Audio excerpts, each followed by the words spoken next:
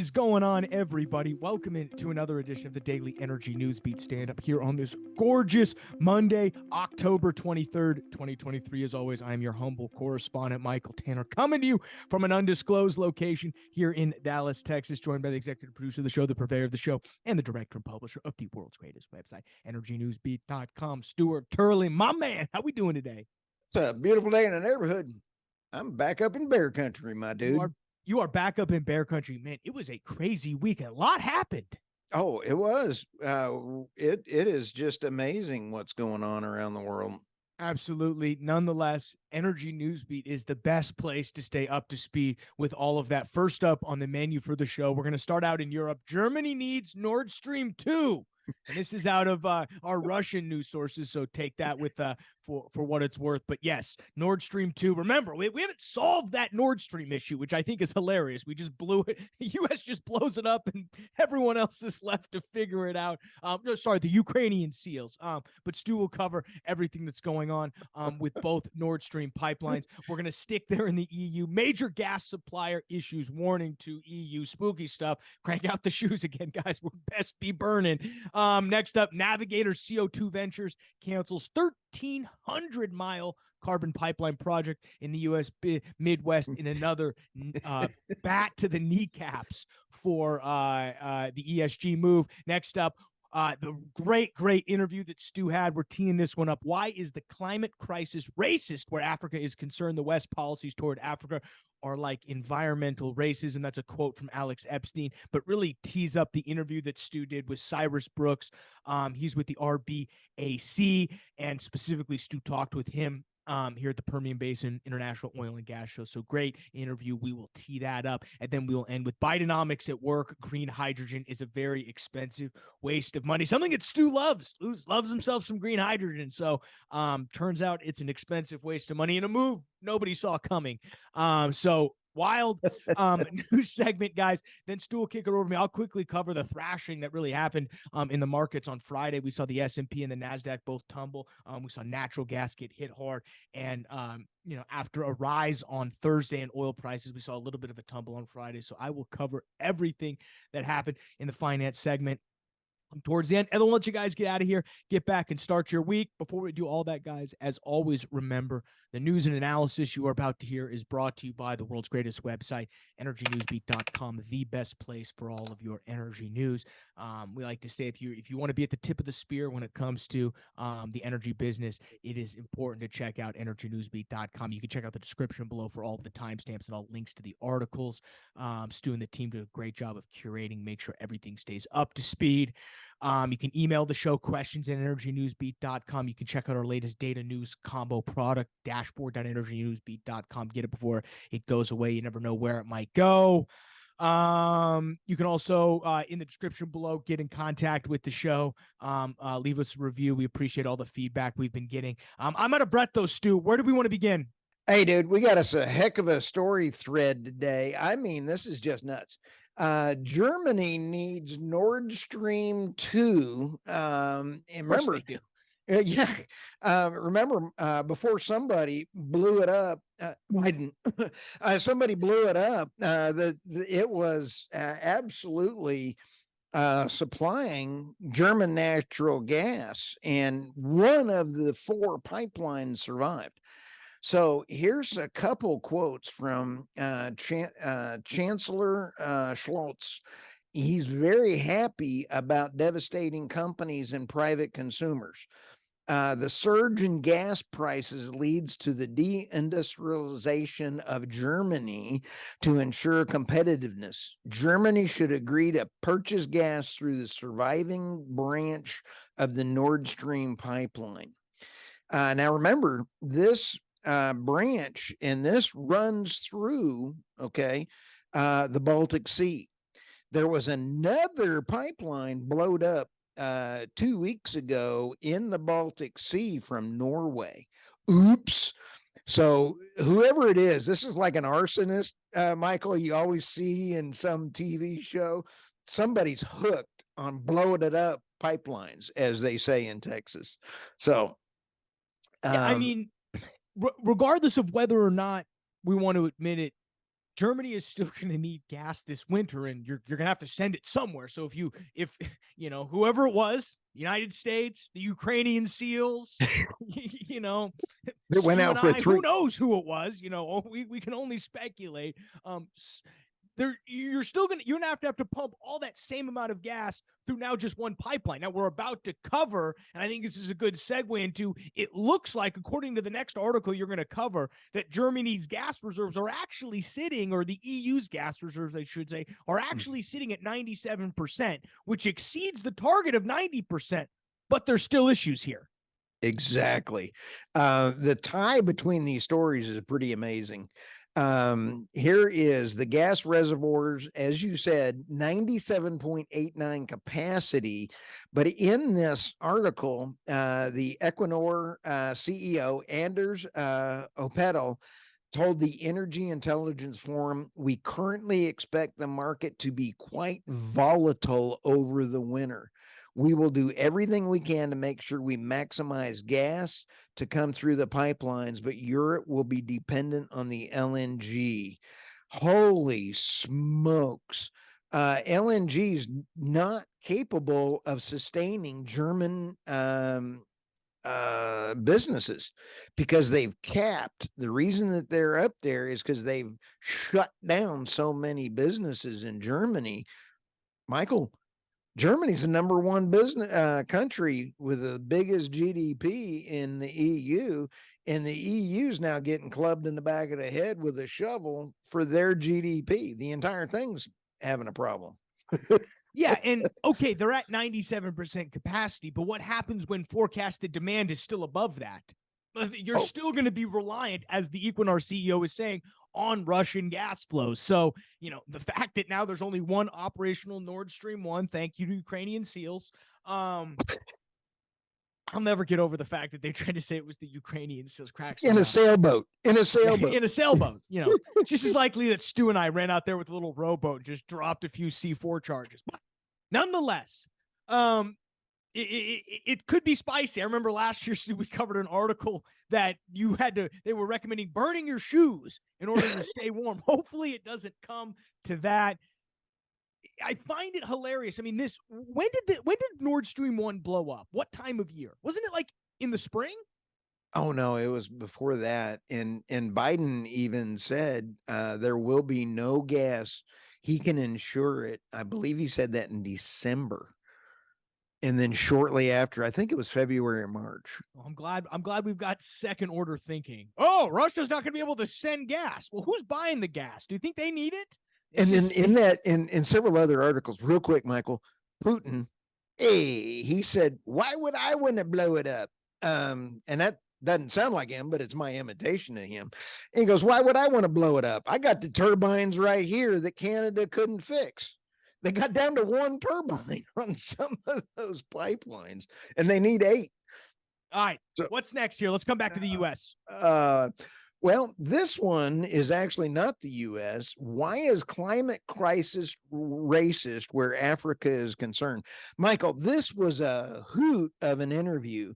I got to interview Cyrus Brooks, who's a humanitarian over there at RBAC.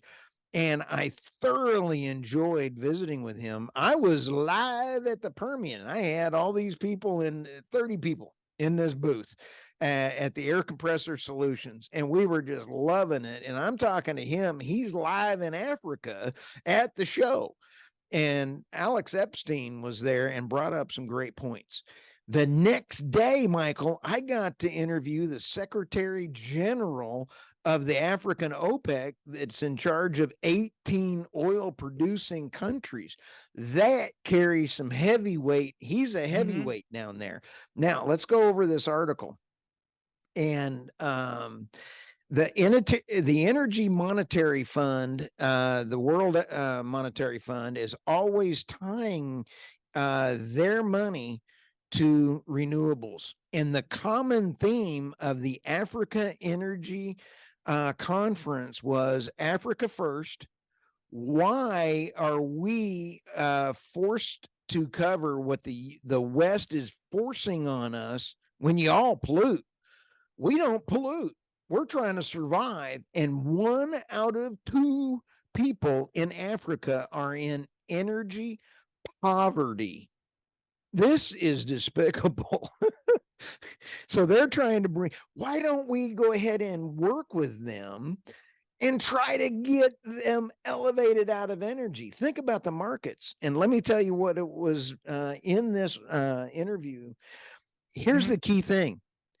The West should do this from a business sales perspective, Michael. They're buying cheap phones now, but think about the iPhone market or the Tesla phone market. If we could get them electricity, they would be hungry for material built out of the West. This is selfish on business thinking. They would love getting elevated out for health reasons. 1 million people die from smoke inhalation from cooking. This is bull hockey, man. This is something that you specifically have been on for a while, and I think it's really great that you had an opportunity to interview these absolute heavy hitters. I mean, yes, Dr. Farouk Ibrahim, he's the Secretary General of the Africa OPEC. I mean, next up is who's ever running the real OPEC. So, I mean, to think about it, big heavy hitter. These are two awesome interviews. I think you've done a great job of kind of overviewing what they're going to be. I'm really excited to listen. I've had an opportunity to listen to the Dr. Ibrahim one. I have listened to Cyrus Brooks, great episode. And I think he brings up, and again, he hits, it's all the hot points that me and you have been on. It really comes down to what's good, allowing me to do something without you doing it. We were allowed in the United States and in the West to exploit, quote unquote, the fossil fuel natural resources. But now we're saying to another part of the world that wants to take that same step and move up from and completely change the standard of living for their entire country. Huge gas reserves in Africa. And massive gas reserves. And energy hypocrisy is that's where Alex Epstein came up with racism. And I couldn't agree with Alex. And we're really excited to keep covering and keep doing a lot of work with the African Petroleum Producers Organization. So look for these two interviews. Same feed as what you get this show. You can also check out the article, energynewsbeat.com. What do we got next? My favorite buddy, Bidenomics. Yes. And I don't know if our producer has time to do this, but I love the picture that the editor put on here. Biden with his arms. For our podcast listeners, I've got my hand over my eyes, and he's kind of pointing like this. I think he's pulling a Sergeant Schultz. I see nothing. I see nothing. And actually, I think he's trying to say, "Don't tell me I need my defense." I don't know what he's doing. Okay. Let's go here. This story is about hydrogen. Hydrogen suffers from the very problem it's supposed to cure. Part-time, weather-dependent, unreliable wind, solar energy. Hydrogen storage is supposed to function as a part of battery scale as well as powering cars, trucks, and heavy equipment. Michael, I'm busted. I used to really be the hydrogen cheerleader for Energy News Beat. And I mean, I love me some hydrogen until green I actually hydrogen, blue hydrogen. You probably at one point, I'm sure we ran a story on red hydrogen. We covered them all. We did the rainbow of hydrogen. And here's the problem with hydrogen. Whoa, sorry. And I mean, the hydrogen is really about 35 hydrogen requires massive amounts of full-time electricity, 35% more energy than the hydrogen contains. And then if for the climate activists, the climate folks, and the funny thing about the climate folks is think about all the cars. There's some numbers in this article that are a hoot. Hydrogen generation creates a lot of water. Hydrogen use creates a lot of water. So let's go in here to more than 5%. You can only pipeline the infrastructure. It's a smaller molecule, so it escapes, kind of like Steve McQueen in The Great Escape. He's got a motorcycle over there going over the fence. hydrogen escapes into more greenhouse gases than does anything else. And you can only run 5% in a natural gas line. So you can't use the same infrastructure because it escapes. So you get actually less than 1%. Okay, so let's go down here. Bidenomics, which makes everything more expensive by making energy more expensive, spending our tax money lavishly on unproductive, wasteful spending for climate ideology, adding to an estimated 33 trillion national debt. Interest payments on this is inflationary. Okay, this is unbelievable amount of Bidenomics and club and baby seals. This is horrible. Yeah, I mean, hydrogen, it never made sense to me. I'm going to fill up my car with hydrogen and create a bomb. I mean, it's like the same thing when they're like, oh, we're going to have these small modular nukes that run everything. Maybe. Hey, I got it. Nord Stream Yes. 1 and 2 was attacked by people throwing hydrogen cars off of carriers. They didn't have to do anything. What do you It was think? Oh, interesting. It was no harm, no foul. So no harm, yeah. no foul. But I think it's interesting. I mean, could hydrogen be the future of energy? Well, it could be, but there could be a lot of other things that solve it. I'm always wary when they say, making quote green hydrogen. I love this, Stu. There's this quote in here. Making quote green hydrogen requires massive amounts of full-time, which is about 35% more energy than the hydrogen creates. AKA, if you put 100 units of energy, whatever, say 100 joules of energy into it, you get 65 back. Ooh, that's not a great trade. No. That sounds like a lot of shale oil and gas companies. Hey, we're going to drill a $10 million well. It's going to be worth 6.5, but it'll be fun. The only way you can make hydrogen is if you got lots of water, and there's going to be a water. I'm glad we've got lots of that. We're not in a drought or anything. Oh, no. In fact, the World Economic Forum said they're going to start controlling water. So, there's going to be a battle for you. And then if you have need to lots bring of that up water, at the next board meeting for the World Economic Forum. oh, yeah, me and Schwab are going to really talk. You're next to Larry Fink, right? Oh, yeah. And or the Saudi CEO or the Aramco CEO. I like him. He's a cool dude. Now, Bill Gates, not a fan. Now, here's the thing, though. Let's go to the next story. I had a brain cramp. I'm senior. I'm here at Bear Country. I just had a brain cramp. Okay. Navigator CO2 Ventures cancels 1,300-mile carbon pipeline project in the U.S. Midwest. This is systemic, Michael. I used a big word. Don't fall out of your chair. But this is actually get a defibrillator. Your dog just got a defibrillator. Oh, clear. Navigator CO2 Ventures has canceled its Heartland Green pipeline aimed at capturing 15 million metric tons of carbon dioxide annually from Midwest ethanol plants. There's me something that's absolutely a waste of energy. So you sit back and kind of go, this is systemic from people backing out of wind, backing out of anything that is not sustainable. Wind farms are starting to be abandoned. Nobody is bidding on these. Nobody is now trying to permit. What they're doing is this one they've asked in application where they are absolutely asking for permitting to be shut down. Michael, can you imagine going up and going to a ref on Saturday football in college and going, would you please give me a foul because I just did this and you missed it? That's exactly what this is. But what's funny is you've got guys like the Sierra Club was help organizing the resistance. The Sierra Club is against this. What the administration, if I'm in the Biden administration, I'd be at least, hey, we're trying here. We're at least trying to put CO2 into the ground. But we can't get it passed because the Sierra Club's now not on our side. It's hilarious. You think where everyone would land on these subjects, but then all of a sudden you've got the Sierra Club who's organizing, stopping this? Wouldn't you think they would be they would be a huge proponent of this, considering taking carbon dioxide out of the atmosphere? It's unbelievable. It is.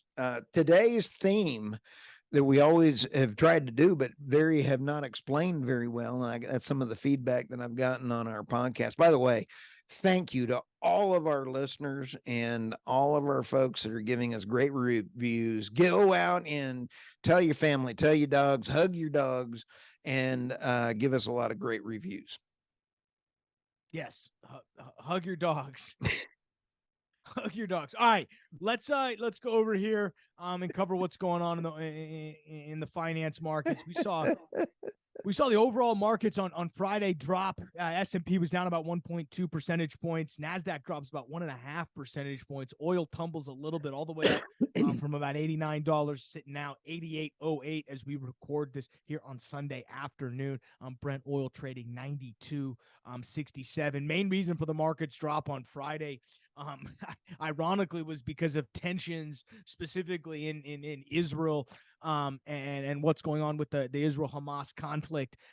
There was a few hostages released specifically from the United States, which I guess overall markets saw that as a good de-escalation event, which I think eased tensions on oil and gas prices. We did see rig counts come in only moderately up too, which is again, interesting considering the fact that we've seen oil now on really a year-long tear here. But I want to bring it back to Israel-Hamas. Stu, what's the, you're usually, again, on the tip of the spear of this stuff. Is a ground invasion, as we record this on the 22nd of October, they did start a ground invasion, Israel did, correct? That is correct. And what do you see then happening going forward? What should we expect, at least from a geopolitical standpoint? The world is going to stop backing Israel. They're already starting to back Hamas, and there is a major demand for people already calling for Israel to not go into Hamas. Here's where I am very disappointed in the Biden administration. They just gave Hamas several $1 million. Hamas, the 20 trucks that they let in for humanitarian reasons did not go to the people. They did not.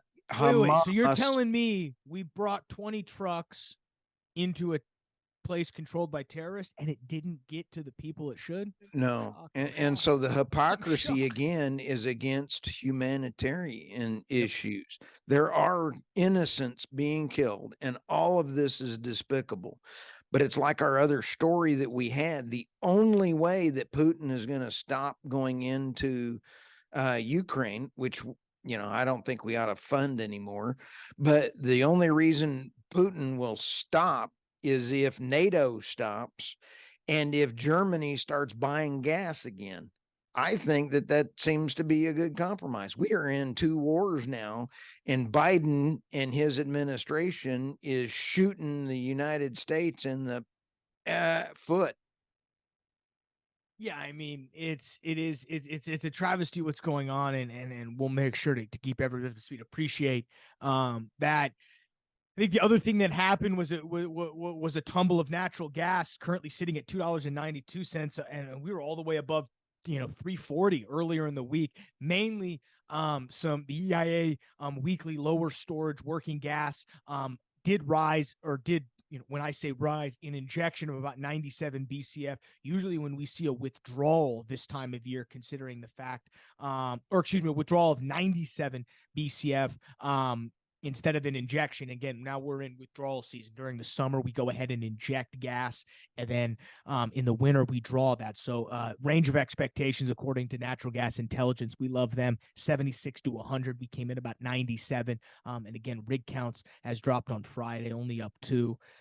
Really fascinating. Stu would have expected, conventional wisdom would say rig counts should go up, but I think as we've delved into it more, there's a reason why, that rig count's going to, be interesting to see where it goes from here, considering oil probably is going to stay at this range for the time being. and see where that rig count, again, a year ago, that rig count was 147 higher. So, again, we will be following that. What else should, Stu, people be worried about this week? Oh, that's a loaded question. There's a lot going on, but I will make sure that I try to get you informed and our listeners. I am getting a lot of great feedback from folks, and I've got some really nice folks from Africa and Europe, as well as the US, that are industry experts coming on a podcast soon. Yep. And again, you can follow it all, energynewsbeat.com. Hit us up. Subscribe, Apple Podcasts, wherever you get your podcasts. Sponsor us, you're right. Anybody, we're bank account's open. We talked to our banker. He said it's good to go. I'm just kidding. But we appreciate all of our sponsors that we've worked with to get us here, and we appreciate everything. I think that's it, though, Stuart. So we're going to let these people get out of here, get back to work. It's Monday. Survive, guys. You've probably got a few meetings that suck, but you make it through. Monday Night Football's on tonight, and we'll have a great week. You'll be able to catch everything here, energynewsbeat.com. For Stuart Turley, I'm Michael Tanner. We'll see you tomorrow, folks.